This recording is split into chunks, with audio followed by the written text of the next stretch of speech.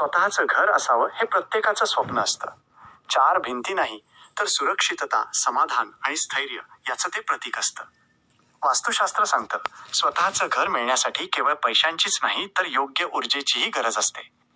घर मिळण्यासाठी उत्तर दिशा फार महत्वाची मानली जाते. उत्तर दिशा कुबेराची दिशा आहे. या दिशेत स्वच्छता, प्रकाश आणि मोकळीक ठेवा.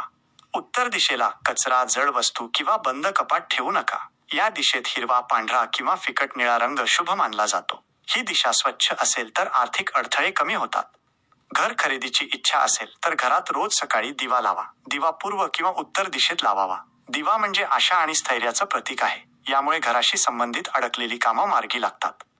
घराचे कागदपत्रे नेहमी नीट एका फाईलमध्ये ठेवा. कागदपत्रे बेड खाली किंवा अस्ताव्यस्त ठिकाणी ठेवू नका. वास्तुशास्त्र सांगतं, कागदपत्रांची अव्यवस्था म्हणजे निर्णयांमधला विलंब. घरात नैऋत्य कोन मजबूत असणं फार गरजेचं असतं. नैऋत्य दिशा स्थैर्याची दिशा मानली जाते. या दिशेत जड कपाट किंवा स्टोरेज ठेवल्यास घराचं स्वप्न पक्कं होतं.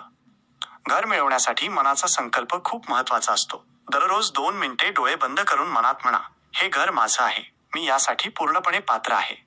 हा संकल्प विश्वासाने केला तर परिस्थिती बदलायला लागते. घरात तुटलेल्या वस्तू दुरुस्त करा किंवा काढून टाका. तुटलेल्या वस्तू अडथळ्यांची ऊर्जा धरून ठेवतात. नवं घर हवं असेल तर घरात नवी ऊर्जा हवी. गुरुवारी घर स्वच्छ करून सुगंधी धूप किंवा अगरबत्ती लावा. गुरुवार हा वाढ आणि स्थैर्याचा दिवस मानला जातो. हा उपाय घराशी संबंधित कामांना गती देतो.